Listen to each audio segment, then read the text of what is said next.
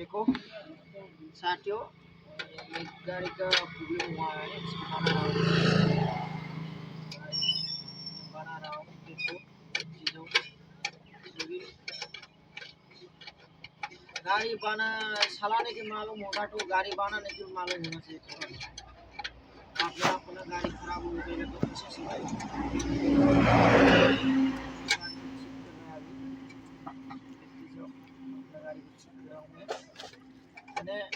लोगोफोर गारिखौ सालायनो रोङोबा फिसा फिसौ प्रब्लेमखौ बानायनोबो रोंनांगौ, नङाबा सालायनो जाया।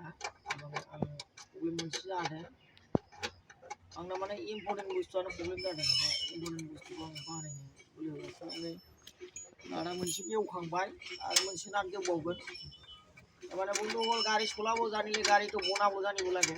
এতিয়া মই গাড়ী বনাই আছোঁ, এটা মোৰ ইম্পৰ্টেণ্ট বস্তুতেই প্ৰব্লেম হৈছে। এই ইম্পৰ্টেণ্ট বস্তুটো মই বনাই আছোঁ এতিয়া।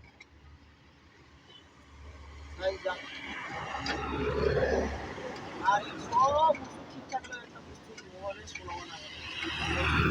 বৰফটো দিয়া হৈছে, এতিয়া বৰফটো বনাম।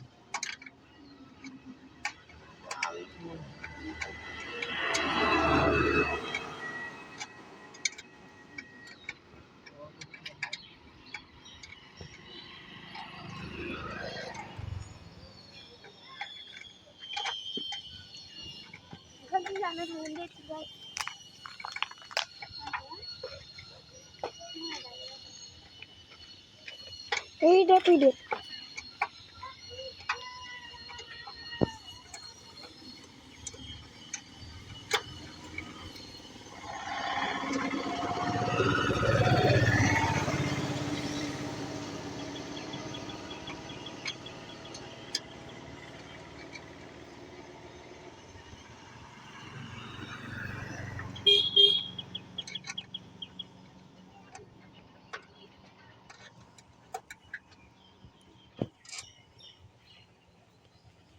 গরম থাকবে রান্না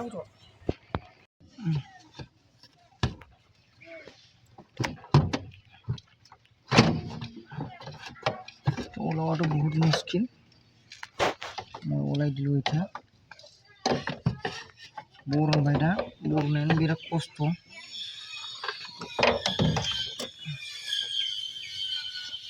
बे माने नैबे मेन बुस्थुआ नांना गाज्रि जादों। बेखौ माबाबाय आङो, नै गोदानखौ सोनोसै दा। गोदानखौ सोसिगोन आङो दा।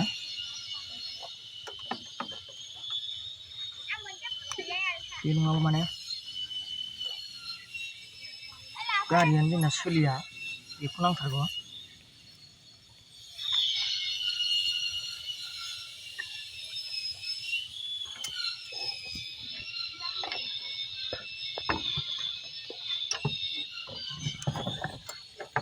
माने बेखौ सोहरफिनबाय आङो।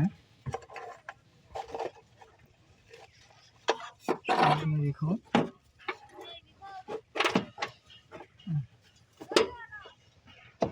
जाबाय, सोहरफिनबाय। बेखौ टाइट होनोसै आं र'। दोनथ'दो दाननांगौ।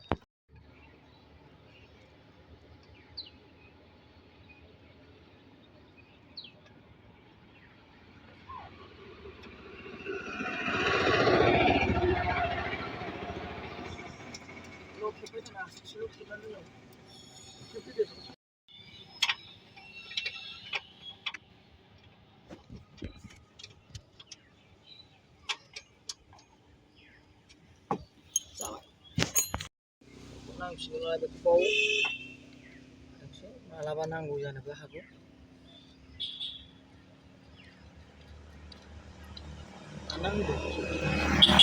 दानसै। थाबाय बियो।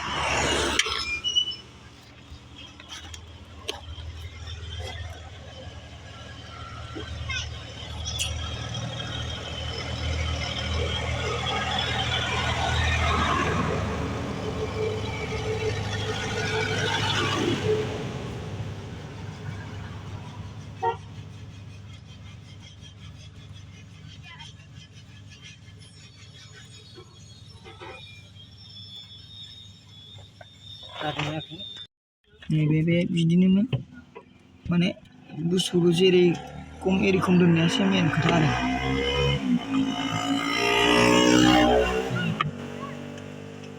जाबाय मिलायजोबबाय दाना ओंखारदो मनारखौ बन्द' खालामसै आं बिनि खामानि जोब्बाय दा बे फिनिशिं जाबाय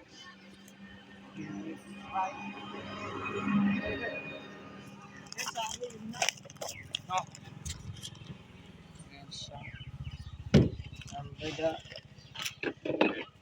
हानायखौ नुजोब्बाय नै मेन खोथाया जाबाय गारिखौ सालायनायल' जाया एम्बुलेन्सआव मा मा बुस्थु थानांगौ आं दिनै खोन्थागोन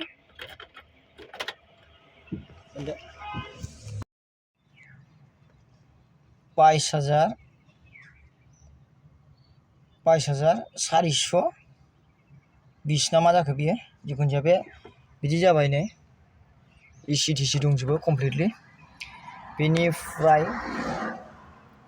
एम्बुलेन्सखौ सालायबाल' जाया मथामथि एम्बुलेन्सआव बहुत फेसिलिटि बुस्थु थानांगौ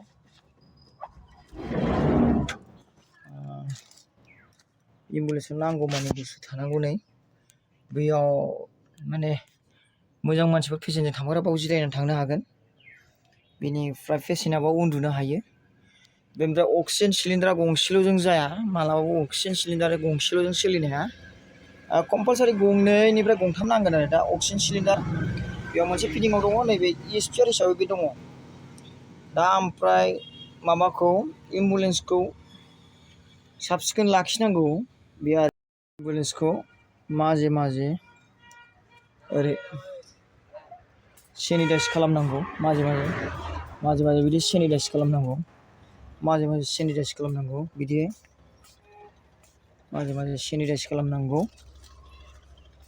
सेनिटाइज खालामनांगौ बेसो मेन खोथा माजे माजे सेनिटाइज खालामबाय बेनिफ्राय एम्बुलेन्सखौ साब सिखोन लाखिबाय दा नङाबा इनफेकसन जानो नागिरो थारमाने पेसेन्टफ्रा सोर मा जानाय मा मानाय बेखौ बांद्राय जोंबोथ' खबर लास्लाबनो हाया नालाय खिन्थु सेनिटाइज खालामनांगौ माजे माजे वाशिं खालामनांगौ थारमाने आङो सेनिटाइज खालामबाय थायो वाशिं खालामबाय दाना आंना गारिया साइलेन्टआ गाबामोन दा साइलेन्टखौ लगायखांनानै बोरै जाखो आं एसे टेस्ट खालामसै साइलेन्टआ जाबाय नै आंना मथा-मथि साइलेन्ट गाबबाय दा गारिया सलायजानाय अबस्थायाव दंसै दा आङो आंनि डिउटियाव आं थांसिगोन आरो